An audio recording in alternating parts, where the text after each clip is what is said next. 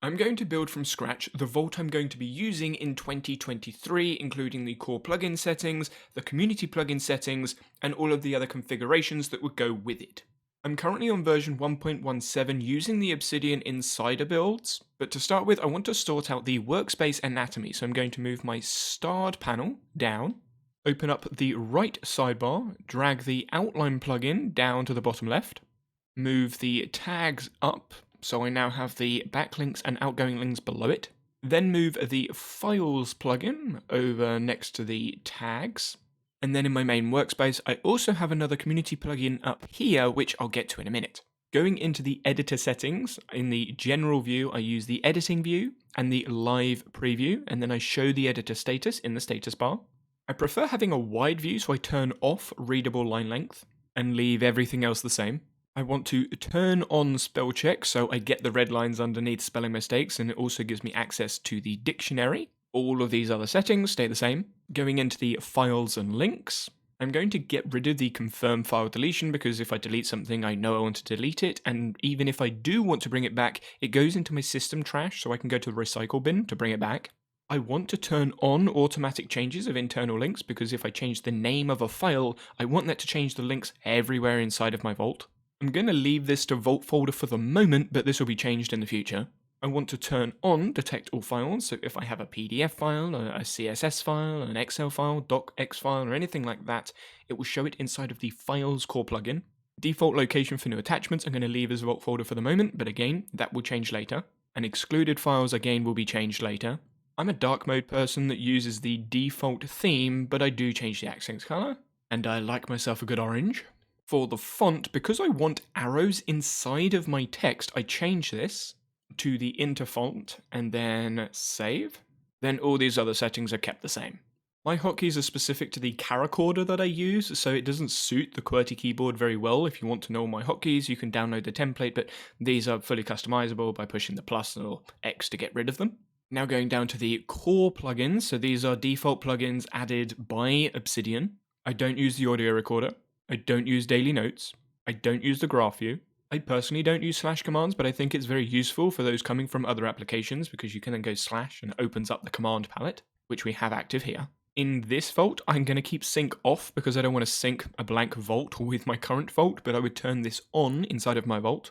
I'm then going to turn word count off and put workspaces on.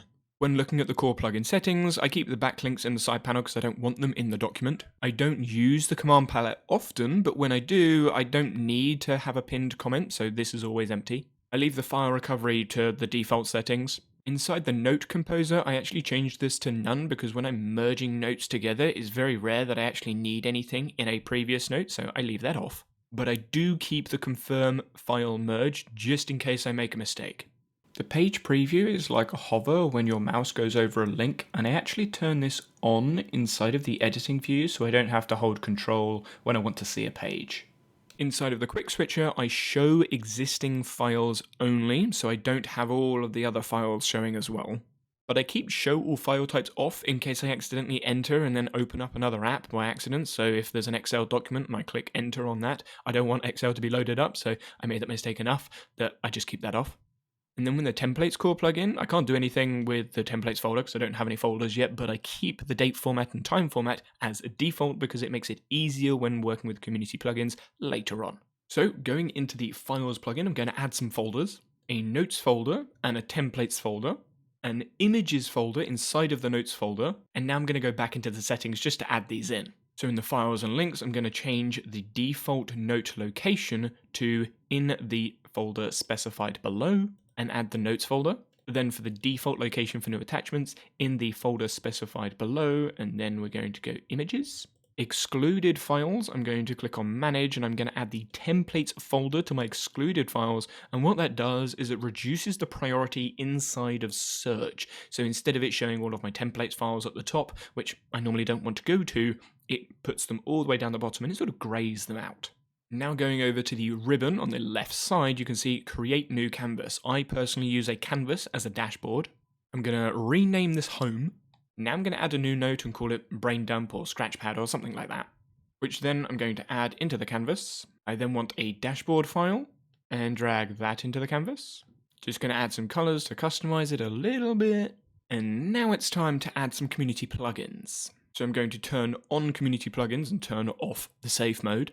And for reference, all of these community plugins aren't needed to work in Obsidian. You could work just like this with files and folders, but my preference is to add some more flexibility and functionality to Obsidian, which is why I use community plugins.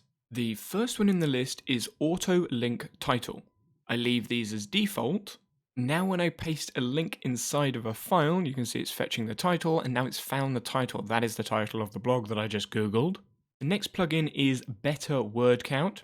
I then want it to collect the statistics, so it gives me a daily total of how many words I've written, and then I don't want it to count comments inside of a markdown file. Then for some aesthetic preferences, I actually put a space before words and before characters, so when it shows in the status bar, the number isn't that close to the words, it gives a bit of spacing. And then for the alternative status bar, so this is when I'm in a markdown page, but when I'm in a different page, i.e. my Canvas dashboard, instead of showing total notes, I show total words. I then use the daily metric, and then add the suffix, so the thing after the number as words with that space at the beginning as well. Now if I double click on Braindump, add some words, you can see I've got 18 words in this page, there's 114 characters. If I highlight these 3 words, it says I've got 3 words and 14 characters. That's the Better Word Count plugin. And now when I go back to the dashboard, you can see we've got the add some words. There's 3 words in total because that's the daily metric the statistics have gathered. And if I go into the dashboard page, then add a couple of words, it's going to total it up. So we've now got 5 words because we've got the 3 there and the 2 there. Next up is Commander. I personally remove both of these settings because I don't use them now, but they might be helpful when you're starting to use this plugin. And this plugin allows you to customize the ribbon on the left, the tab bar, status bar, etc., all the way through, which we will do as we go through this tutorial. But as you can see, this is one of the changes that's been made. So as of 1.1, you can reorder the buttons in the left ribbon by dragging. This will replace the old sorting feature. So if we go to the appearance, go to the advanced section and go to ribbon menu, I'm going to hide that one, hide that one, hide that one, and hide that one because I don't need any of them at the moment. So if I click done, you can see they've all gone from the ribbon on the left side. One command I do like adding to the title bar up here is the pin. So if I right click on the tab, I can pin it here, but I don't want to right click and then pin every time. So by going to Commander and going to the tab bar, I can add command, look for the pin command. I'm going to change the name just to pin to make it simpler. It's then given the pin icon. Now I actually want to keep the pin icon, but you can change it if you want. And then just for my own personal preferences, I'm going to change the color of that to the orange. And I'm then going to keep it on all of the devices. So currently any device, you can change it specific to the desktop, specific to the mobile device, or specific to the current device I'm on, i.e. the desktop, but I'm going to move it to any. Now you can see at the top we've got a pin button, and this is the same as on my mobile device, so to pin something I can pin it there, and this is more useful on the desktop and the iPad. So if I pin, you can see the pin has appeared, I can click there or the pin to unpin it. So when I double click on the dashboard and I want to keep the dashboard open, but I want to open another page, I can click Braindump, and now the dashboard is pinned and the Braindump is open. If I click that closed, it stays there. However, when I've got a longer document, say an essay note or a research note, I want the outline a little bit longer. I want it to show the entire way up, and I don't want to have to drag this all the way up every time. That's just a pain. And I also want it normally in a separate window. So I could right click and then go move to new window, and then go down to open linked views and then open outline and use those as 2 buttons. Or with Commander, I can go to the ribbon, add command, move current tab to new window, and I just use new window, and then open outline of the current file, and I just leave this to outline. Now when I go over to the ribbon and click on new window, it has opened up the essay note in a new window on my desktop. It opened up on my second screen, and then I can click on outline to bring up the outline of that note. Now I have a new window with the essay note and an outline with all the different sections to jump between chapters. The next community plugin is Dataview. I turn on the JavaScript queries and the inline queries as well. Leave everything else as default. Then inside of my dashboard page, I add Dataview queries. The first query is looking for anything in the next 2 weeks, so any projects in the next 2 weeks that I need to do. I then have another query that's very similar, but it's looking for longer term projects, so essentially projects that are just not content projects. And then I have another query that's looking for essays, things that I'm writing on, either researching or things like that has a date. So it needs to have a due date for it to show. I'm not going to go into depth about these three queries because your queries could be drastically different to mine, maybe simpler, maybe more complex, but I will leave a video to basics of Dataview up in the top corner. But now inside of the home dashboard, I have all of these queries showing right here. Now I actually want to make this a little bit bigger so I can see all the query results. Next up, we have database folder, which actually uses the Dataview plugin we've just installed. I personally leave all of these default settings as the default settings because you can change database folder settings inside of the database file. This next bit you'll need to customize to your own preferences, but for me, the main projects or database views that I want to see relate to things that I'm working on. So I have the essays, which have research. Larger projects I'm doing, that could be client work or volunteer work or anything else that isn't an essay or a video. Now, for simplicity, you could leave it like that, but for me, I have research notes specific to an essay. So I have an essay script and a research note, and then I have sources for it. And I want to be able to search for those with database folder, so I make a folder for them. So this essay note would go into the essays folder. That will then be related to a research note, which I'll put in research. And inside of the research note, there'll be sources, so a couple of sources inside of the source folder. Now I'm going to right-click on the folder and then create a new database folder. And what that's done is it's created a markdown file. You can see it's a new file. It's called Untitled Database inside of that folder, but it looks different. It's got database table-like features. I've done a more in-depth explanation of what this plugin can do, which I'll leave in the top corner, but what I'm going to do is just create a very basic table. So I've clicked Add Column, and now I'm adding in the columns. The last one is Tasks Left. Now when I go back to the table, you can see I've got loads of other columns. I want the Done column to be a checkbox, the Date column to be a date, the Priority to be a select, so it's a single select drop-down. I want the Research to be a relation, and I want the Tasks to be a formula.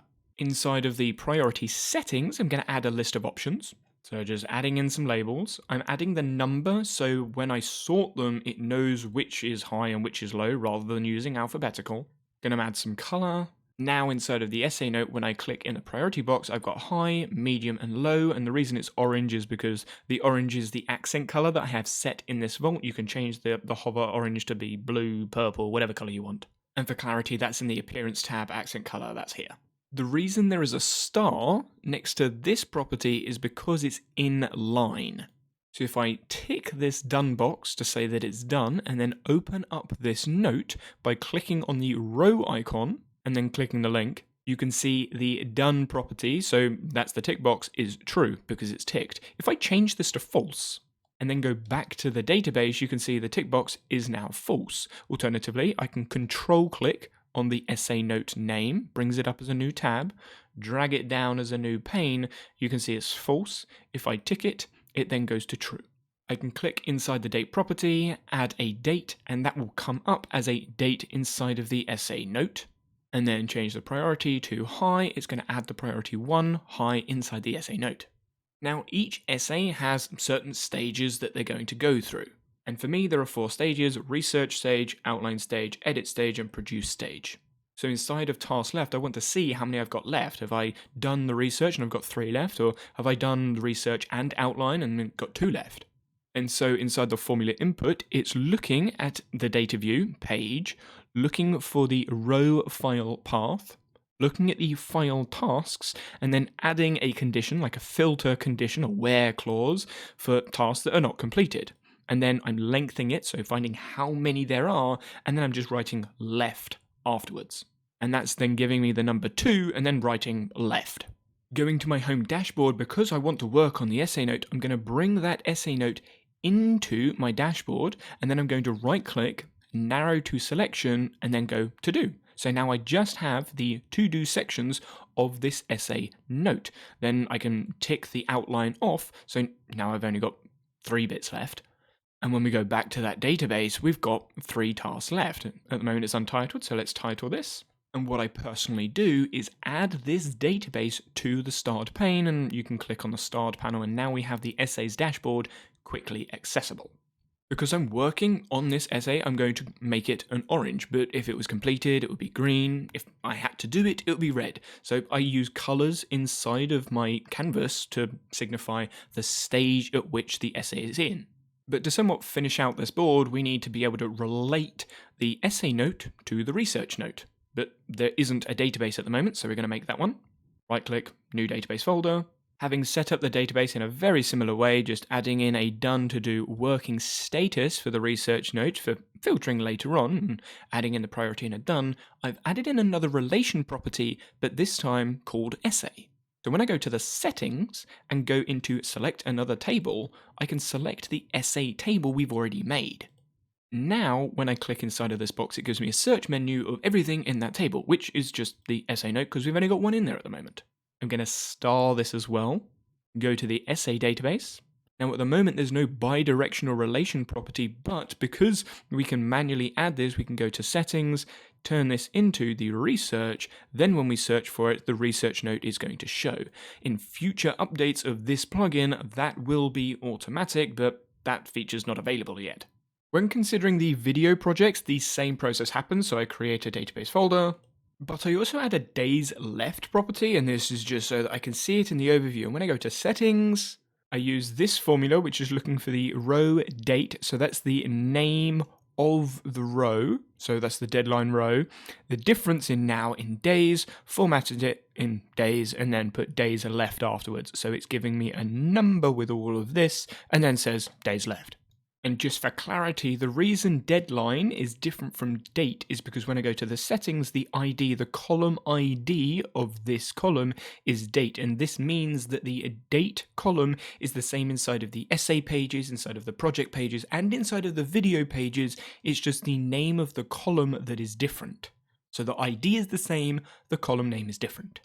The next database is actually a bit different. So when I create a database, I'm making one for the note inbox, and instead of using a folder, I'm actually going to use a Dataview query. And what I'm looking for is any source note, so anything tagged with hashtag source, where it doesn't contain an inlink of a file that says hashtag research. So any source note that hasn't been referenced or linked inside of a research note will show up in this query. So if I go to those source notes, you see source 1 in the YAML, in the front matter information, I've got tags and then source, and I have this automatically input into every source, which I'll go through later in the video. But now when I go to the note inbox, source 1 and source 2 appear. Going to the database settings, and then coming down to the metadata section, I actually want the created date as a column, so I'm going to enable that. And then I can use this created date as a sort, so sort ascending or descending, so I have the notes in the order that I created them. So if I have a source note from months ago, I can either have it show at the top or down the bottom of this long list. If I go into the research note that we have, we've got the priority and the status from the columns inside the database, and then we have the essay relation property, which is a link to the essay note. If I link a source, so I've now linked source 2 inside of the research note and refresh this database.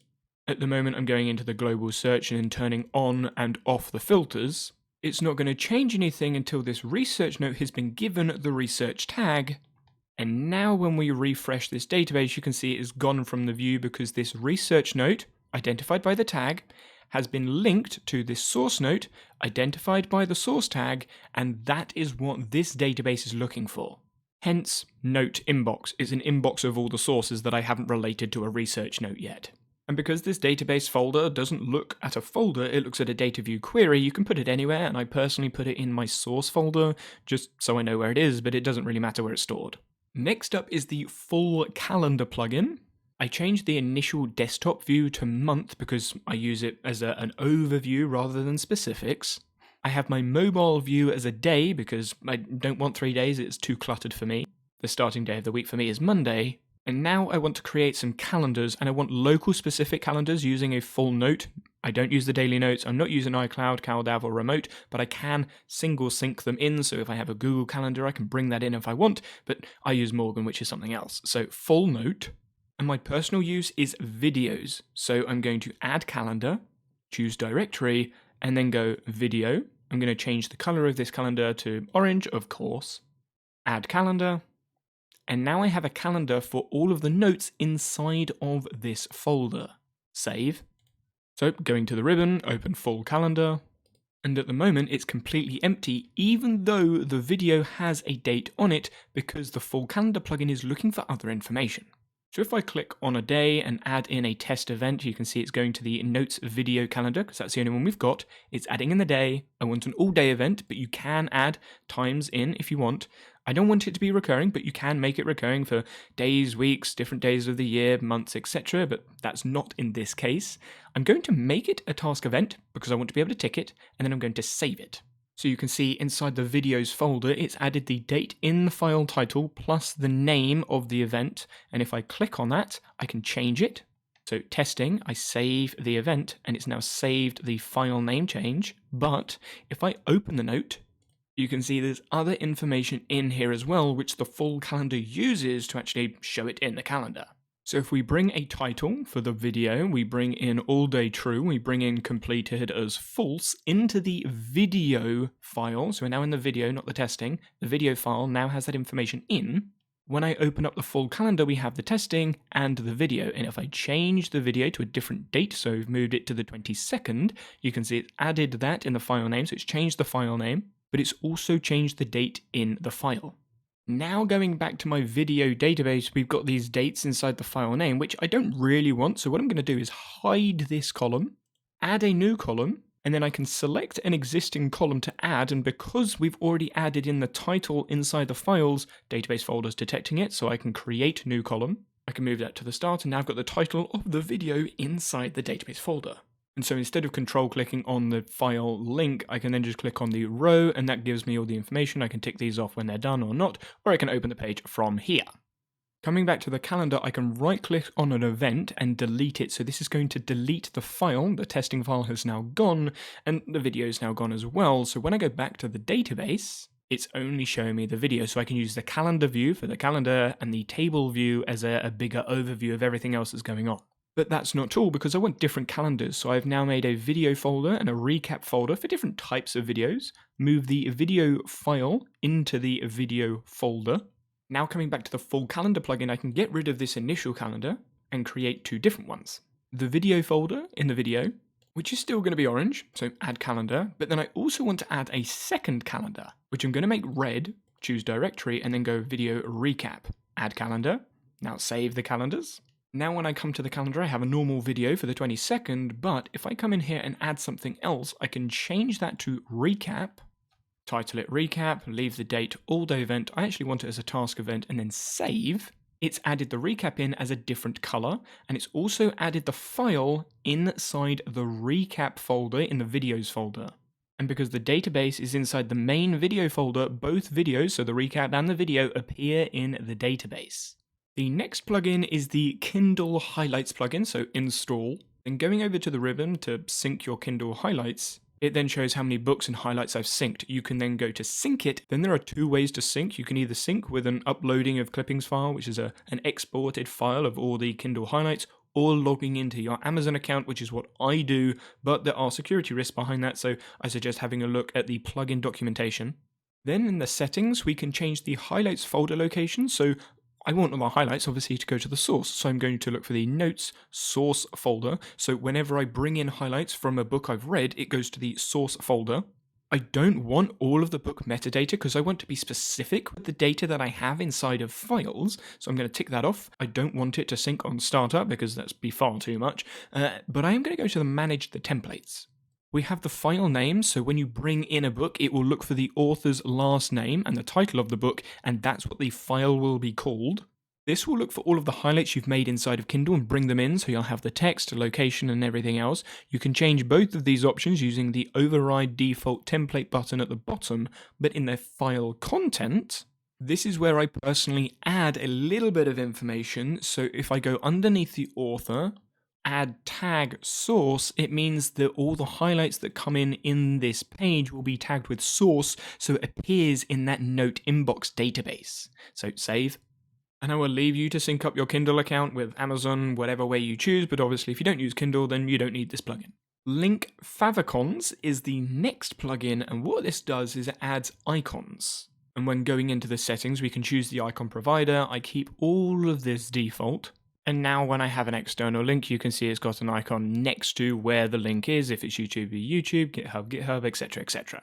I then personally use Obsidian Git as a backup for my Vault, as a backup save, but I'm not going to set up Git here as I've done it in a previous video, and it can get a little complex if you're unfamiliar with how Git works, but this is what I use as my backup store. The next plugin is pretty useful when you use lots of community plugins. It's the plugin update tracker. When we go to the options, I personally keep all of this as default, but you can extend the days you're notified just in case there are bugs that come out in some of the plugins. I haven't found that experience, but if you're more conservative than I am, you can extend this to 1, 10, 15 days to when you're notified about an update.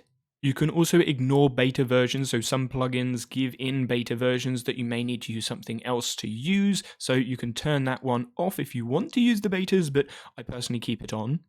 And it's very simple because in the status bar you can see we've got a green tick, we've got all plugins are up to date, and when there isn't a plugin updated, it will say, hey, there's one plugin you need to update or 3 plugins you need to update, and it will tell you that. Alternatively, you have to manually come in and check for updates for the current plugins, which to me is a bit inconvenient because I don't know when I need to check them. Next up is Quick Add, and this allows you to add files through template or information through capture into your Vault. So if I want to add a new note to a file I already have, and then I'm capturing it to a file, I can add that choice, configure the choice, so I can rename it up here if I want to, but new note is fine with me. I'm looking for my brain dump page because that's the one on my home canvas dashboard. I want the note to be written at the top of the file, so I'm going to keep this off, but if you want it down the bottom, you can tick this one on. If you want to add a section inside of your Scratchpad or brain dump, you can add a heading, so say heading general, heading videos, heading project, and have the note go underneath that heading. But for me, I just have it as a long list, simple, easy.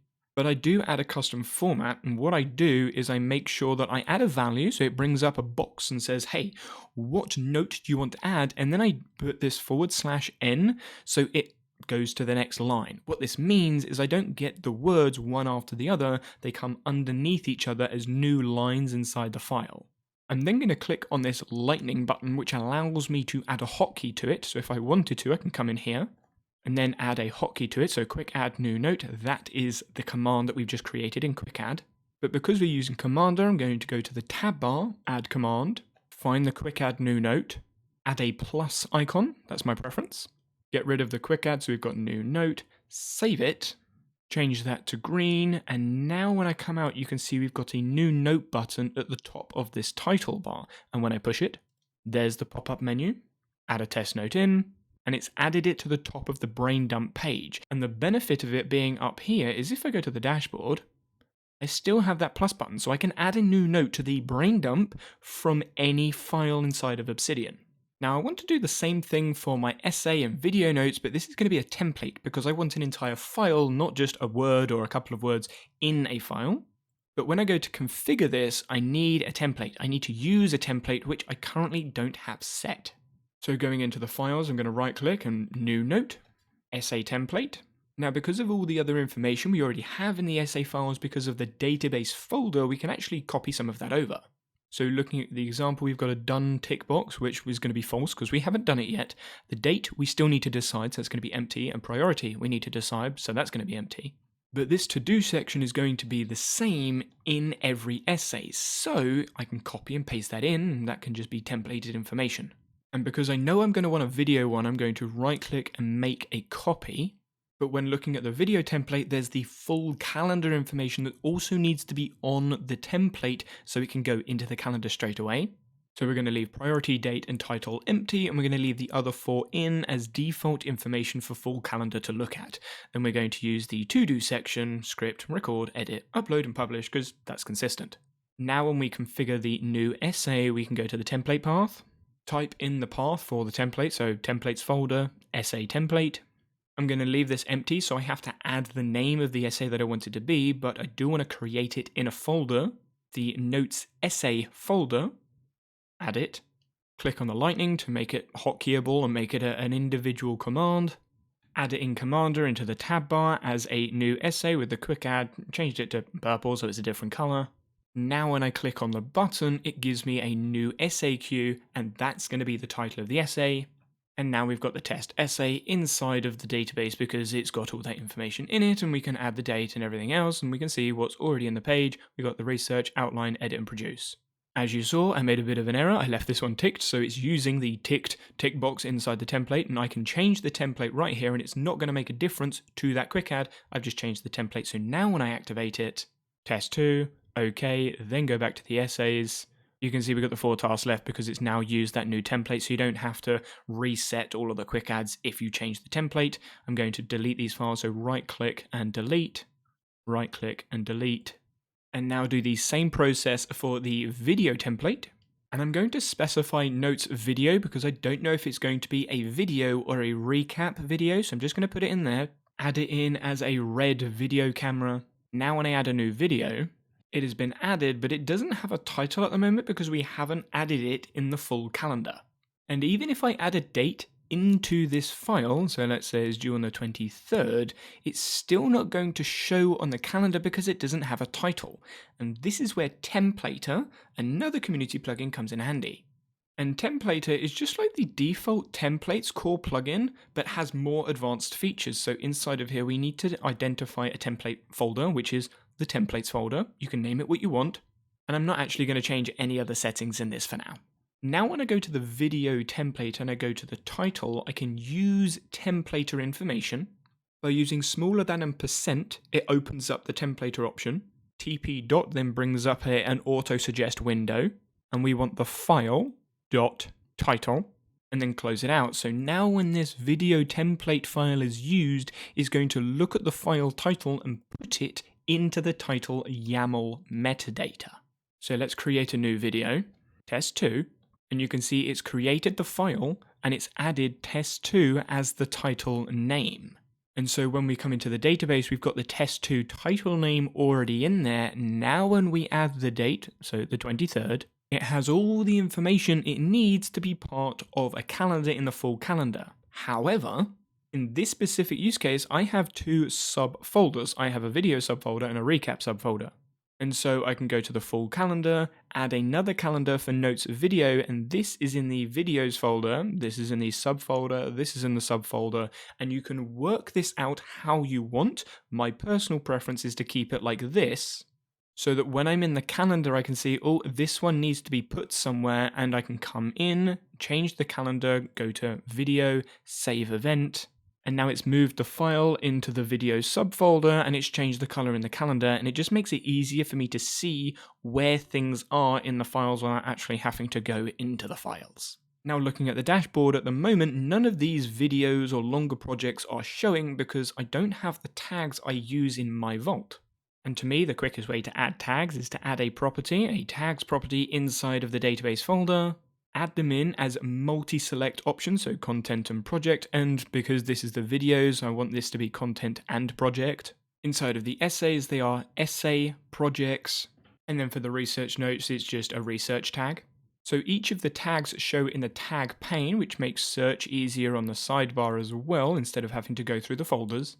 And now they show in the dashboard, so I have the video project content, the recap project content, and the essay project inside of the next 2 weeks because they're due in 2 days, 2 days, and 4 days. The longer project, which at the moment is just the essay note because that's the project, not content, and then the essay project because this is an essay project. A preference of mine in the dashboard is not only to have this view here so I can hover over and see what's going on, but to also have a card inside the dashboard next to it, but I don't want to have to click here and then find it in the files to bring it in, so I use the Recent Files plugin. And in the settings, I don't really change anything. You can change it if you want, but I keep this all to default. And I put that in the top left panel. So now when I click on a file, so I double click on dashboard, the dashboard is the most recent file. If I click on video, that's the most recent file, and this will fill out to 50 because that's what I've set as the default, 50 files, so I can scroll up and down. But what this means is I can drag the video from there into the canvas and bring it in, and now I have the video right here. And again, right click, go to do, and these are all the tasks I need to do for this video. Now at the moment I'm not working on it, so I'm going to make that red. And as I bring in the recap, if I click on this file, I can edit the file from reading views. So if I tick some of these off, it will tick them off inside of the file, which will also be shown inside the database. So let's go to the video database, and we've got 1 task left for recap, 4 left for video. So we can change the color to green. Now I know I've done this video, so when I see over here, oh, recap 4 days, oh no, I've done it. Over here, video, oh no, 2 days, I need to work on this one. The reading time plugin is useful when I'm writing out scripts, especially long scripts for certain essays or research. It lets me change the reading speed and change the format to anything I want, so I'll change this down to about 160, and now when I look at the file, it gives me a rough reading time at 1 minute. So I now have the words, the characters, and the time it takes to read it inside the status bar for me to see how long this essay note or script or whatever it is going to be. For added visual customization, I use the Supercharged links plugin, so if I install it, enable it, I can then add any visual help on the names of the files that show in the editor, in the headers, in browsers, and all these other sections, so I leave all of this on. I then add in 2 attributes, a database plugin attribute, which is part of the YAML information inside of a database file, and then the done attribute, so that's the tick boxes. This means when I add a new selector, I can use the attribute value, database plugin, or done. I'm going to use database plugin for this one. Then I'm going to add the value that's next to database plugin, which is basic, looked for an exact match, then save. And you can see now all the databases are pink, so I can see which are the database files and which ones are just normal files. I can add a new selector, and instead of using database plugin, use done, and the attribute value is true, so if true is next to done, that's what we're looking for. Again, I'm looking for an exact match, and I'm going to save that. So if I go to the table, you can see there is the done property. If I tick that, so that inside of this file, it's done. You can see done attribute is true. It's then changed it to green. You can then color tags, which is why I added tags into the projects, into the videos, into the research, so I can change the colors of those notes and then note path as well, just in case I wanted to use that as well. But if we combine that plugin with the style settings plugin, now I can really customize what these look like. So I'm going to change this from a pink to a yellow. I'm going to keep the rest of this the same, but I'm going to add an emoji inside of the prepend text. I'm going to select a nice red because, yeah, it's done, so we're going to save it. So we're going to go red, but I'm going to append a check mark next to the file. And you can see there's a space there as well, just for personal preferences, aesthetic preferences. But keep in mind that the order of these will change what's shown. So at the moment I have the tick above this content tag. So anything that's true will have red. And if we come down, you can see the recap and the videos are both red, but the recap should have a tick. But if I change the order and say, hey, do this one afterwards, now it's going to look for anything with content that's true, turn it red, and anything that has a done tick, add a tick to it. Now we've got this one's complete, this one's still to do. Then we have the Workspace Plus plugin. So we install it, enable options, and inside of the settings, I personally turn off show instructions. And what this does is it works with the default Workspace core plugin that we had active earlier. So if we go to the left ribbon, we've got lots of other commands in here at the moment now, but we go to the top, we've got Manage Workspace Layout. And this lets us save the workspace layout. So at the moment, this is the layout. We've got 2 tabs. We've got all of this stuff open, but we want a home layout. So I go to the home dashboard. I'm going to center that. I'm going to hide that panel and hide that panel. Center it again. Now we've got this as the workspace. I'm going to manage workspace, call it home and save. Now that I have this workspace saved, if I change things around, so I close down tabs and bring things open, now when I go to that manage workspace and click on load, it loads up the workspace I had before. And what the Workspace Plus plugin lets me do is add a hotkey to that home workspace, which means it's a command, which also means I can add it to Commander. So we're going to add a command, find the home workspace, and add the home command into the ribbon. Now I can go to the ribbon appearance tab, get rid of all of these and hide all of these because I don't need them. I want to keep these 3 up. These are the 3 I've added with Commander. Done. Now when I click on the home workspace, it brings this back, but as you will have noticed, it's brought back all of these ribbon items because it's saved everything. It saved all of the tabs I had open, everything I had hidden. So I need to make sure that when I save the workspace, it is exactly the way I want it. So I'm going to close these folders, close the sidebar, get rid of the essay note, reorganize the ribbon again, select done. And now you can see Workspace Plus has a command that says save current workspace. So I'm going to save the current workspace, successfully saved, Workspace Home. Now, I close down the file, I click on Home, it's brought up my home workspace. Of course, I don't want to go to the command palette to save a workspace whenever I change it, so I'm going to add it to, of course, Commander. Save current workspace, save, and what I've done is I've added it to the status bar. So now when I make a change, I can save the current workspace. And what this means is I can add lots of different workspaces and save them down the bottom. And the other workspace I use a lot is a temp workspace.